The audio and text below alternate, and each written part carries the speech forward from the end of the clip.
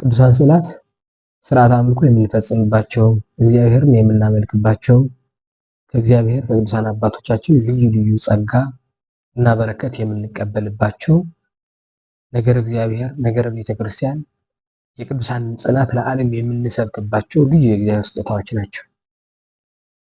ስለሆኑ ልናከብራቸውና ልናስከብራቸው ይገባል። ስናከብራቸውም ሆነ ስናስከብራቸው ግን የቤተክርስቲያን ስርዓትና ትውፊት በጠበቀ ሊሆን ይገባዋል እንጂ በስሜት በንዴት ሊሆን አይገባውም።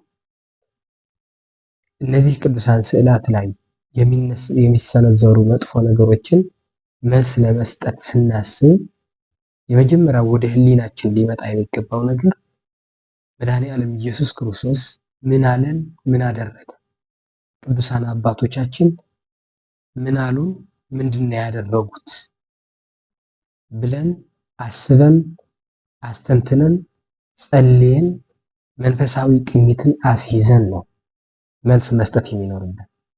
መድኃኔዓለም ኢየሱስ ክርስቶስ በዕለተ ዓርብ በተሰቀለበት ጊዜ የሰቀሉትን፣ የገረፉትን፣ ምራቃቸው የተፉበትን ኦ አባ ሰረይ ለሙስመ ይገብሩ በዘኢአምሩ የሚያደርጉት አያውቁምና ይቅር በላቸው ነው ያላቸው። ጠላቶቻችሁ ውደዱ ብሎ ጠላቶቹን ወዶ እንዲሁ እንድናደርግ ደግሞ አስተምሮን ነግሮን ሂዷል።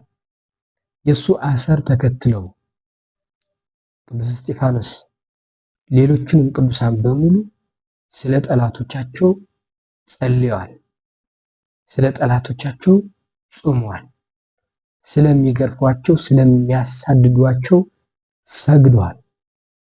ብዙም አትርፈዋል፣ አድነዋል። ስለዚህ ቅዱሳን አባቶቻችን አንገታቸው ስለሚቀልባቸው፣ ቆዳቸው ስለሚገፏቸው፣ ምላሳቸው ስለሚቆርጧቸው፣ ወደ ወህኒ ስለሚወረውሯቸው ሁሉ አጥብቀው ከጸለዩ፣ ከለመኑ፣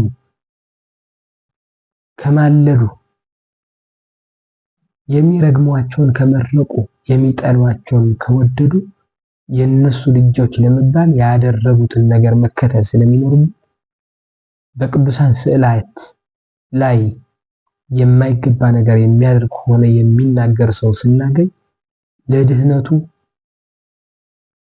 ለመፈወሱ፣ ወደ እግዚአብሔር ለመቅረቡ አጥብቀን ልንሰራ፣ አጥብቀን ልንጸልይ፣ አጥብቀን ልናለቅስ ነው የሚገባል።